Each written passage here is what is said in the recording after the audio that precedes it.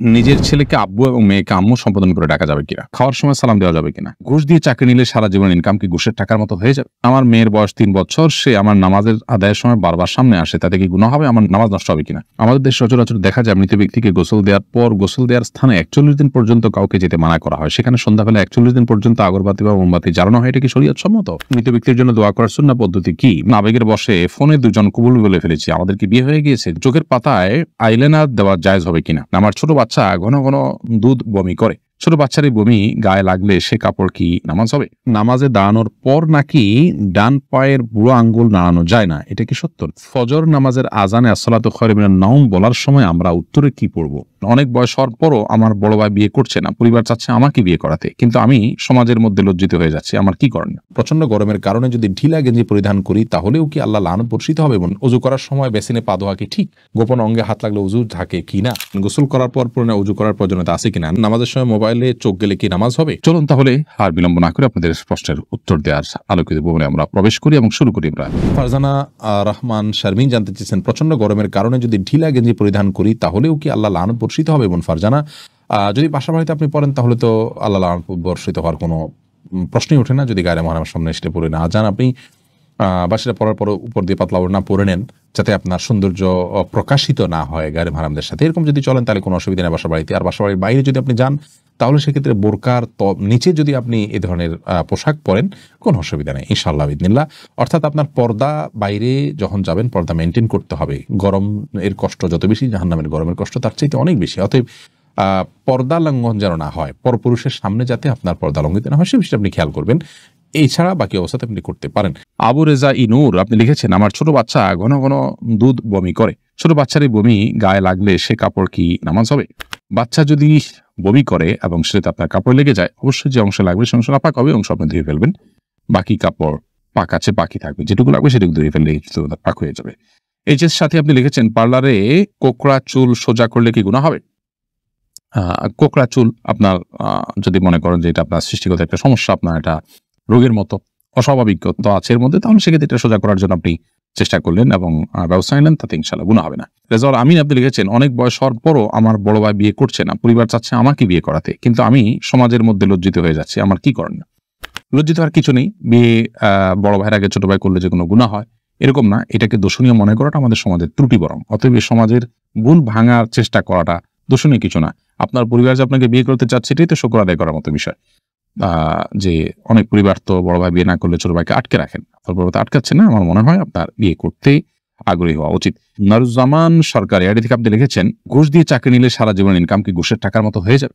না, ঘুষের টাকা দিয়ে ঘুষ দিয়ে যদি চাকরি নেন, চাকরিটা যদি হালাল হয় তাহলে আপনার সারা জীবনের ইনকামটাই হারাম হয়ে যাবে, এটা সেরকম না। তবে ঘুষ দিয়ে চাকরি দিয়ে যে অন্যায় করেছেন সেটুকু আপনি হারাম কাজ করেছেন এবং তার জন্য আল্লাহর কাছে আপনাকে তওবা করতে হবে, ইস্তিগফার করতে হবে এবং গুনাহ থেকে বেরিয়ে আসার জন্য চেষ্টা করতে হবে। পরবর্তীতে যেন আর কখনো না হয় বলে সে চেষ্টা করতে হবে, কিন্তু পরবর্তীর উপার্জনগুলো আপনার এর কারণে সবগুলো হারাম হয়ে যাবে না।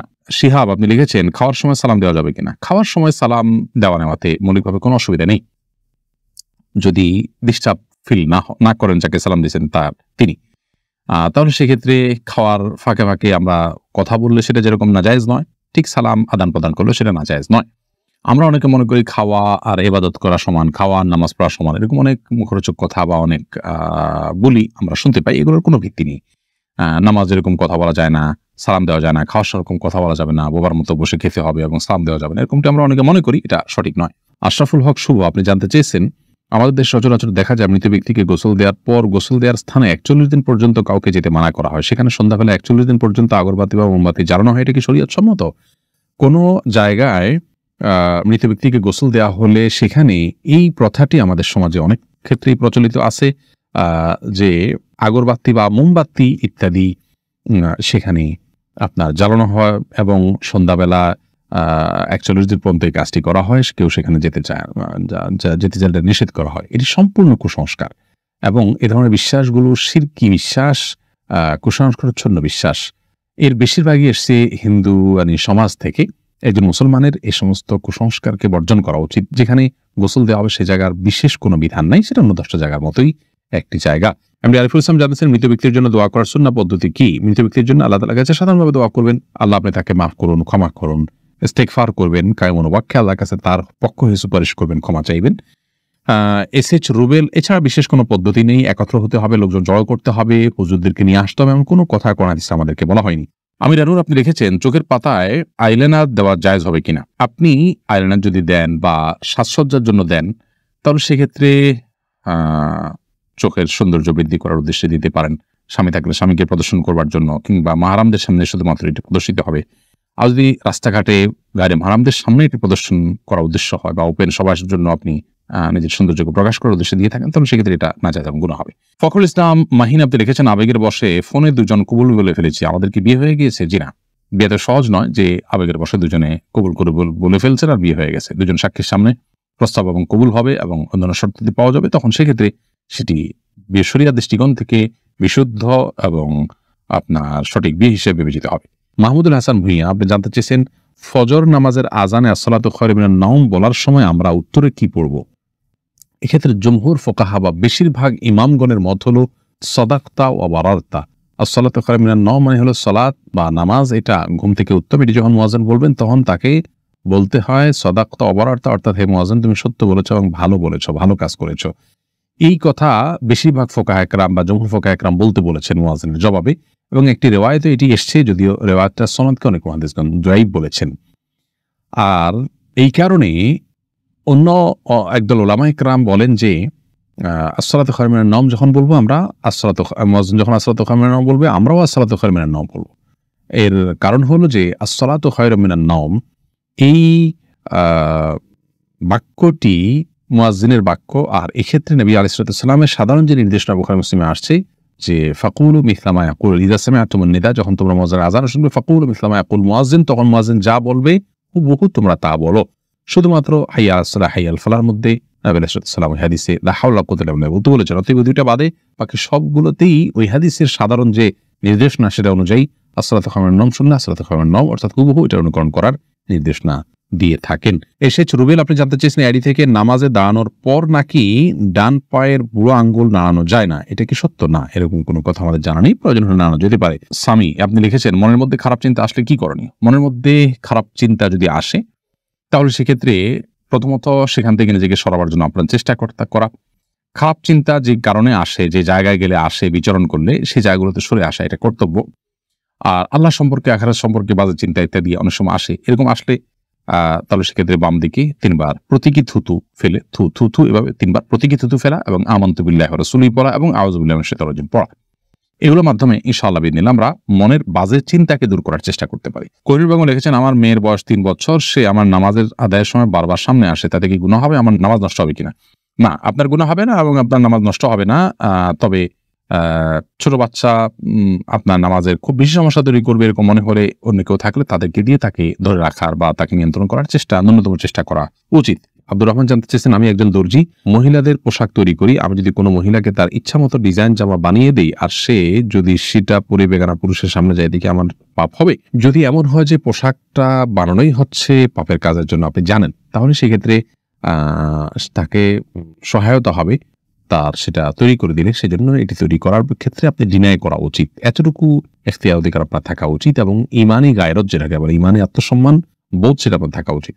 আর যদি এই লেভেলের সমস্যা না হয়, বরং এটা তিনি বাসায় পড়তে পারেন, তার স্বামীর সামনে পড়তে পারেন, বাহিরে পড়তে পারেন, কি করবেন আপনি জানেন না, তাহলে আপনি খুঁচিয়ে তাকে জিজ্ঞেস করার কোনো প্রয়োজন নেই এবং এর কারণে আপনার গুনাহ হবে না। তিনি যদি এটাকে অন্যায় কাজে ব্যবহার করেন ইনশাআল্লাহ আপনার গুনাহ হবে না। এস এ হাবিব, আপনার প্রশ্নটি আপনি লিখেছেন নিজের ছেলেকে আব্বু এবং মেয়েকে আম্মু সম্বোধন করে ডাকা যাবে কিনা। স্নেহের জায়গা থেকে বা মমতা করে তাদেরকে আব্বু বা আম্মু ডাকতে কোনো অসুবিধা নেই, এটার উপকর্থে আব্বু আম্মু ডাকা হয়।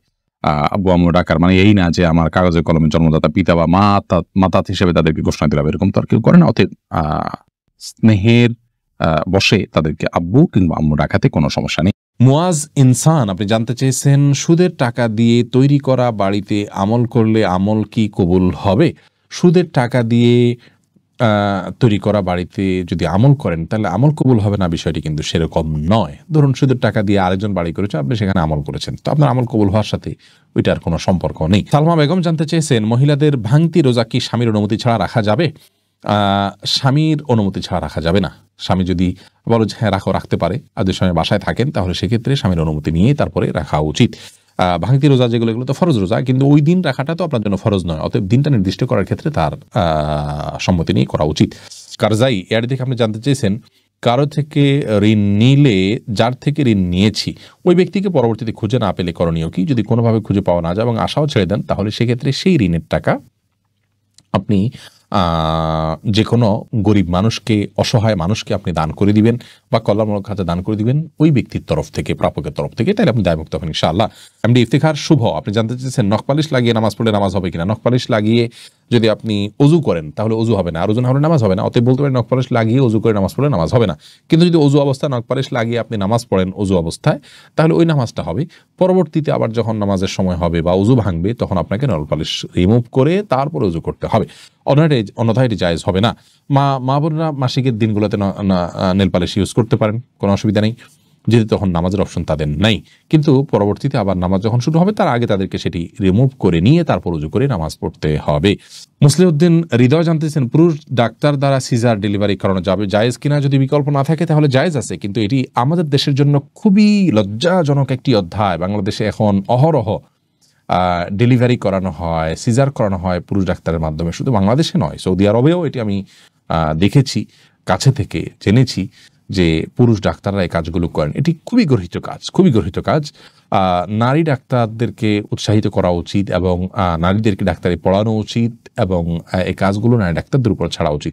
অন্যান্য সেক্টরে অনেক ডাক্তার চলে যাচ্ছেন, নারীরা গাইনিতে না গিয়ে অন্যান্য অনেক ডিপার্টমেন্টে চলে যাচ্ছেন, অথচ গাইনিতে পুরুষরা আসছেন। এটি মুসলিম কান্ট্রি বা মুসলিম সমাজের জন্য লজ্জা ছাড়ার কিছু নয়। একজন রোগী হিসাবে আমরা যদি অনন্যোপায় হই, অন্য কোনো বিকল্প ব্যবস্থা না থাকে, তাহলে আমাদের জন্য এটি জায়েজ রয়েছে।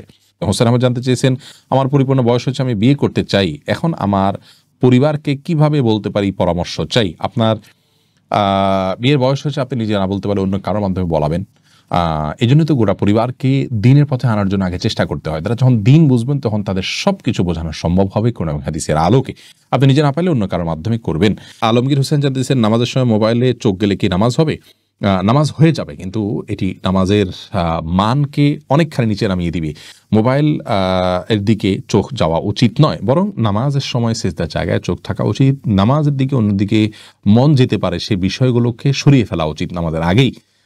মোবাইলকে এমন জায়গায় রাখা উচিত নয়। নবী সাল্লাল্লাহু আলাইহি ওয়াসাল্লামকে একবার একটা কাপড় দেওয়া হলো নামাজ পড়ার জন্য, সেখানে কিছু চিত্র ইত্যাদি অঙ্কন করা ছিল, হয়তো গাছপালার চিত্র বা এরকম হালাল কোনো চিত্র ছিল। নামাজ পড়ে তিনি তারপরে বলেছেন, এই কাপড় সরাও, স্বচ্ছ বা ফ্রেশ কোনো কাপড় আনো, যাতে করে মনোযোগ নষ্ট না হয়। আল্লাহর সাথে কথোপকথনের সময় আপনার অন্যদিকে মনোযোগ দিলে, আপনি কারোর সাথে কথা বলছেন, সেখানে যদি আপনার অন্য দিকে মন থাকে, তাহলে সে যেরকম অভদ্রতা, অসৌজন্যতা, এটা মহান সৃষ্টিকর্তার সাথে কত বেশি অভদ্রতা এবং অসৌজন্যতা হবে সেটা বলাই বাহুল্য। এস আলম আপনি আইডি থেকে জানতে চেয়েছেন, গোপন অঙ্গে হাত লাগলে উযু থাকে কিনা? আমাদের দেশের উলামায়ে কেরামের মতে, বাহানাই মতে উলামায়ে কেরামের মতে গোপন অঙ্গে হাত লাগলে উযু ভাঙবে না। তবে আরবিন স্কলাররা, সৌদি আরবের উলামায়ে কেরাম, তাদের মতে গোপন অঙ্গে হাত লাগলে উযু ভেঙে যাবে, যেহেতু আপনার একটা হাদিস রয়েছে যে মান মাসসা যাকারাহু ফালিয়াতাওয়াদ্দা। এজন্য তারা হাত লাগলে বলতে কাপড়ের উপর দিয়ে নয়, সরাসরি যদি কেউ গোপন অঙ্গে স্পর্শ করে তারা ওটাকে ওযু ভঙ্গের কারণ হিসাবে উল্লেখ করেন। অতএব সেই জায়গা থেকে এটা ওযু ভঙ্গের কারণ তাদের মতে, আমাদের উলামায়ে মতে এটি ওযু ভঙ্গের কারণ। আপনি ফারজানা সুলতান আপনি জানতেছেন, কিবলার দিকে পা দিয়ে শোয়া যাবে কিনা? কিবলার দিকে পা দিয়ে শোয়ার ব্যাপারে কোনো হাদিসে নিষেধাজ্ঞা সরাসরি নাই। তারপরও ওইদিকে কেবলা রয়েছে, সেই জায়গা থেকে, কেবলার প্রতি শ্রদ্ধার জায়গা থেকে যদি দিকে পা না দেন ভালো, কিন্তু এটাকে হারাম বলা বা নাজায়েজ বলা বা গুনাহের কারণ বলার কোনো সুযোগ নেই, যেহেতু কোন হাদিসে এই বিষয়ে কোনো নিষেধাজ্ঞা নেই। শিখা ইসলাম আপনি জানতেছেন, 3 পিস পরে নামাজ পড়ি, পা দেখা যায়, মোজা পড়ে নামাজ পড়লে কি হবে? পায়ের পাতা ঢাকতে হবে কিনা মেয়েদের নামাজের জন্য মধ্যে, এটা নিয়ে মত পার্থক্য আছে। অনেক উলামায়ে কেরাম এটাকে শর্ত করেছেন। আমি ব্যক্তিগতভাবে এই মতটা চাইতে, যারা বলেন যে পায়ের পাতা, পাতা বলতে পায়ের পাতার তলের অংশ, এটা ঢাকার শর্ত দিয়ে থাকেন, তাদের মতটাকে আমি সমর্থন করি না। পাতার উপরের অংশ, যেটা পাতার উপরের অংশ, সেটা ঢাকতে হবে কিনা, অনেক উলামায়ে কেরাম বলেছেন সেটা ঢাকতে হবে, অনেকে বলেছেন শুধু গিরার নিচ পর্যন্ত থাকলেই হবে কাপড়, পাতা না ঢাকলেও চলবে। তো দুই পক্ষের উলামায়ে কেরামের দলিল রয়েছে। নিরাপদ হলো এমন কাপড় পরা যে কাপড়টা অনেক বেশি লম্বা হয়, যে পায়ের পাতার উপরের অংশ সহ ঢাকা পড়ে। তলা ঢাকার জন্য, মোজা পরার জন্য আলাদা করে কষ্ট করা বা কসরত করা এটা আবশ্যক নয়। ইনশাআল্লাহ বিদিনিল্লাহ নামাজ হয়ে যাবে যদি কেউ মোজা না পড়েন। এরপরে কুররাত আইন মারিয়া, আপনি জানতে চেয়েছেন অন্য ধর্মের লোকদের কি বাসা ভাড়া দেওয়া যাবে? যাবে, কোনো অসুবিধা নেই, তাদেরকে বাসা ভাড়া দেওয়াতে কোনো অসুবিধা নেই। মোহাম্মদ আরাফাত ইসলাম জানতেছেন ডান হাতে খাবার গ্রহণের সময় প্রয়োজনে কি বাম হাতে পানি পান করা যাবে? প্রয়োজনে বলতে কি, ডান হাতে পানি পান করা উচিত, খাবার গ্রহণ করা উচিত। ইভেন আপনার খাবার খেলে আঙ্গুল চেটে তারপরে আপনি ডান হাতে ধরে খাবেন। যদিও আমাদের দেশে ওলামা ইকরাম বলেন যে বাম হাতে আপনি পানির পাত্র ধরলেন, ডান হাত দিয়ে ঠেক দিলেন, তার মানে 2 হাত ধরে খালেন, এটা জায়েজ আছে, এটা একটা পন্থা মাত্র, কিন্তু সবচেয়ে উত্তম হয় সরাসরি ডান হাতে খাওয়া। সেক্ষেত্রে খাবার লেগে যাওয়ার যে ভয় থাকে গ্লাস ইত্যাদিতে, সেটা থেকে বাঁচার জন্য আপনি পরিষ্কার করে নেবেন, আলতো করে ধরবেন, কিন্তু ডান হাতে খাওয়া উচিত, পান করা উচিত, যেহেতু হাদিসে সুস্পষ্টভাবে ডান হাতে খাওয়া পান করার নির্দেশ রয়েছে। ফারিয়া এনামুল, আপনি জানতে চেয়েছেন ছোট বালতি থেকে পানি না ঢেলে পানির মধ্যে হাত দিয়ে ওযু করা যাবে কি না? যাবে। হাত দিয়ে কোষ করে উঠিয়ে আগে হাত ধোবেন 3 বার, এরপরে আবার আপনি কোট দিয়ে স্বাভাবিকভাবে ওযু করতে পারেন, কোনো অসুবিধা নাই। নবী সাল্লাল্লাহু আলাইহি ওয়াসাল্লাম এই পদ্ধতিতে ওযু করেছেন। হাসিবুল হোসেন জানতে চেয়েছেন গোসল করার পর পুনরায় ওযু করার প্রয়োজনীয়তা আছে কিনা? না, গোসল যদি সুন্নাহ সম্মত করে থাকেন আলাদা ওযু করার কোনো প্রয়োজন নাই। 2 হাতের কবজি ধুয়ে, কুলি করে, নাকে পানি দিয়ে, মুখ ধুয়ে, হাত ধুয়ে, মাথা মাসে করে তারপরে গোসল শেষ করে আসার সময় পা ধুয়ে চলে আসবেন। এভাবে গোসল করলে আপনার আলাদা করে আর গোসল করার কোনো প্রয়োজন নেই। ওযুতে আপনার গোসলের শুরুতে ওযুর নিয়ত হয়ে যাচ্ছে। নিশান, আপনি জানতে চেয়েছেন ওযু করার সময় বেসিনে পা ধোয়া কি ঠিক? নিজের বাসা বাড়িতে অসুবিধা নেই, করতে পারেন, তবে আপনার রিস্ক মুক্ত হওয়াটা আর বিষয় মাথা রাখতে হবে। নিজের জন্য রিস্কি হলে সেটা আপনার জন্য করা উচিত হবে না, কারণ নিজেকে বিপদের মুখে ঠেলে দেওয়া ইসলামের শরীয়তে কিন্তু জায়েজ নয়। অনেক সময় এখান থেকে পড়ে বা দুর্ঘটনার শিকার হতে পারে মানুষের। যদি সেরকম না হয়, আপনি আশপাশে কিছু ধরে করতে পারেন, তাহলে এটা জায়েজ আছে, কিন্তু পাবলিক প্লেসে বা বাইরে এরকমটি করা অনুচিত, যেহেতু এটা দৃষ্টিকটু। অন্য ধরনের মানুষরা আছে যারা এই বেসিন ব্যবহার করবে, তারা দেখে হয়তো ইসলাম সম্পর্কে বাজে ধারণা নিবে, বা তাদের হক নষ্ট হতে পারে, বা আশপাশে পানি পড়ে ভিজে যাবে, জায়গাগুলো নষ্ট হবে। সেই জায়গা থেকে পাবলিক প্লেসে এমনটি না করা উচিত, কিন্তু করলে ওযু হয়ে যাবে।